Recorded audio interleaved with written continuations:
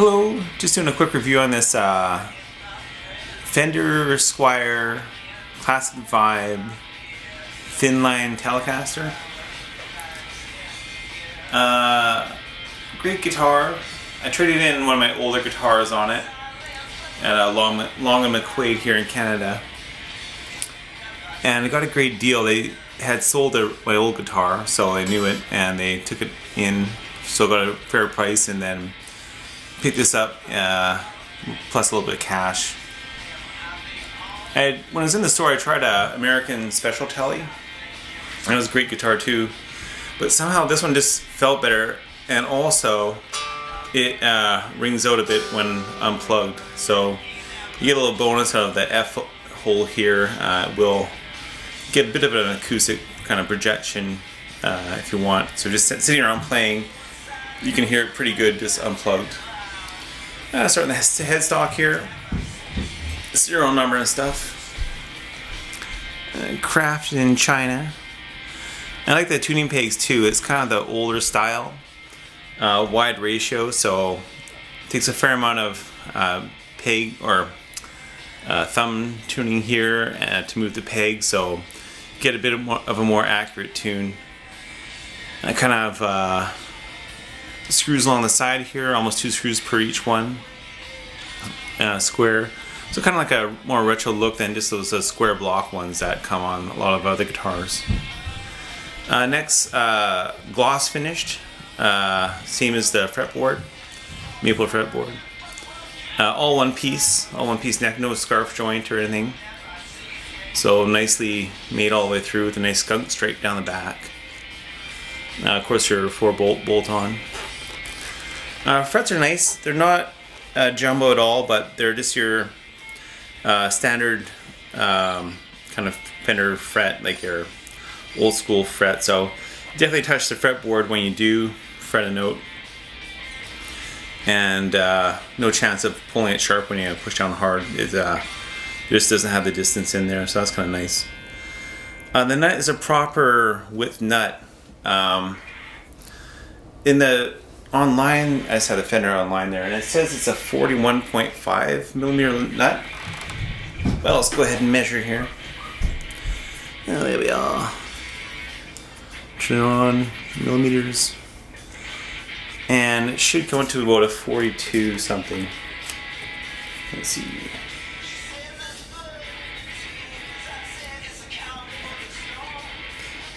Yeah, so I'm coming out at 42.9, so it's 42 and a bit for sure.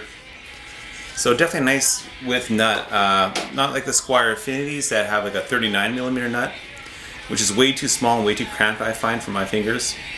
This one has a proper size neck width, which is a big deal, because to fix that you have to replace the neck and get a cheap Chinese neck.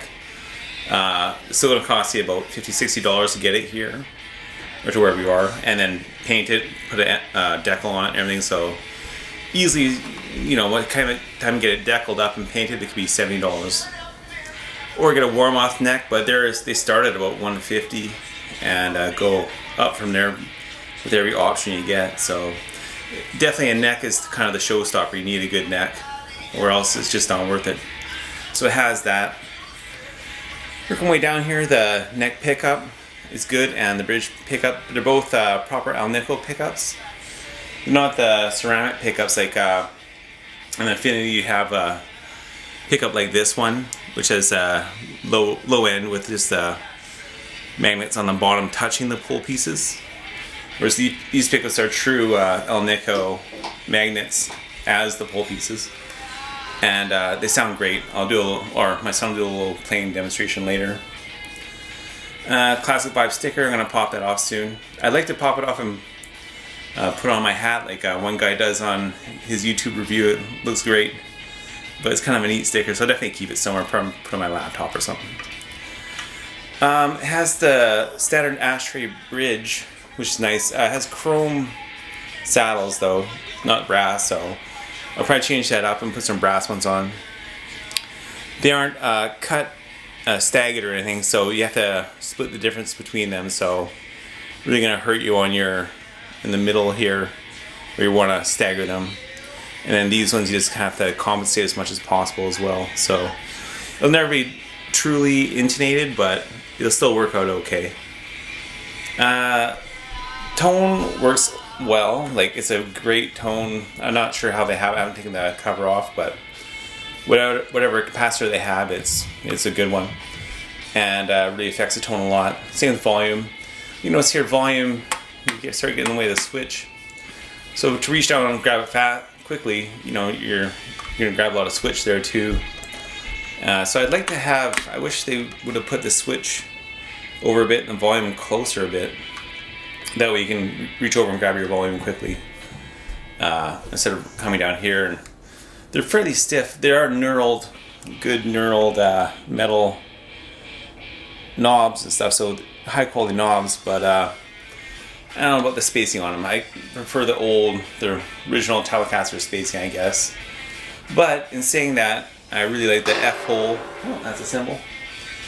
F-hole, and the fact that this is all hollow. So this guitar is very light, very comfortable to stand with, and like I say, it kind of resonates a bit, so get a bit of an acoustic bonus to it.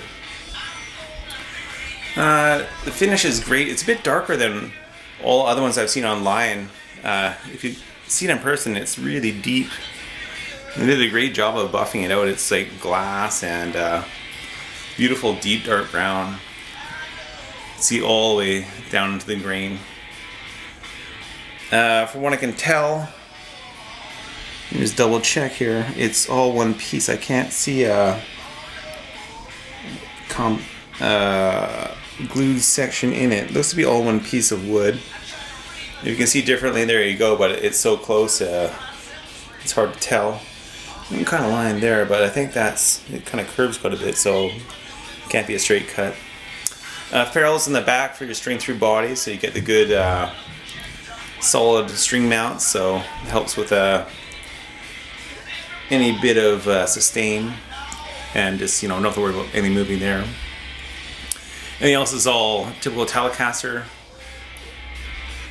straight cut size, which I like, so when you put it on your knee, it doesn't fall off, it sits there straight. And your maple neck is really good. So that's about it for this one. I think it has a single acting truss rod, so it's kind of like a Mexican, made in Mexico style truss rod. It's got the black insert, whereas USA one has the brown and is double acting. This one is just single acting, but that's fine. It works great. I don't think I've even tweaked this one. It was good when I brought it home from the shop, and they throw in a free tune-up anyway, so I'll be taking it back in a couple months, and if there is anything to change, I don't want them to change anything actually, so, but just in case, they'll throw that in for free. Typical strap locks. I think that's about it for this guitar, so please enjoy the playing demo, and definitely check one out. It feels, if like a lot of tests on YouTube, blindfold, good luck telling this from another made in Mexico, made in Korea, made in USA, made in Japan Telecaster. It's a really good guitar, and fair price too. So kind of get a good deal if you're kind of price minded and want a great Telecaster to have with you as your number one guitar, or just, you know, to have a Telecaster. You can get that sound that a lot of artists use on the recordings. They often use a Tele, they'll tour with a Les Paul, but in the background there's a Telecaster somewhere. Okay, have a great day. Bye-bye.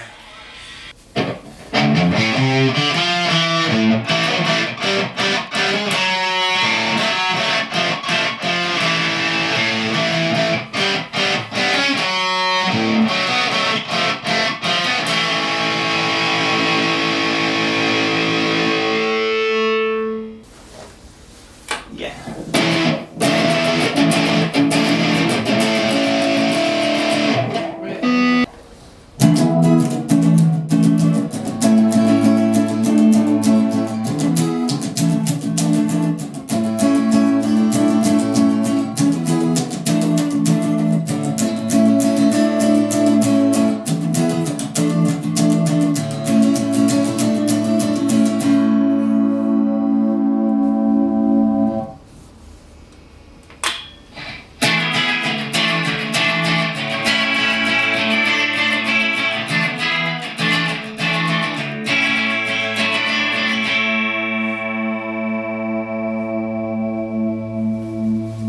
Cause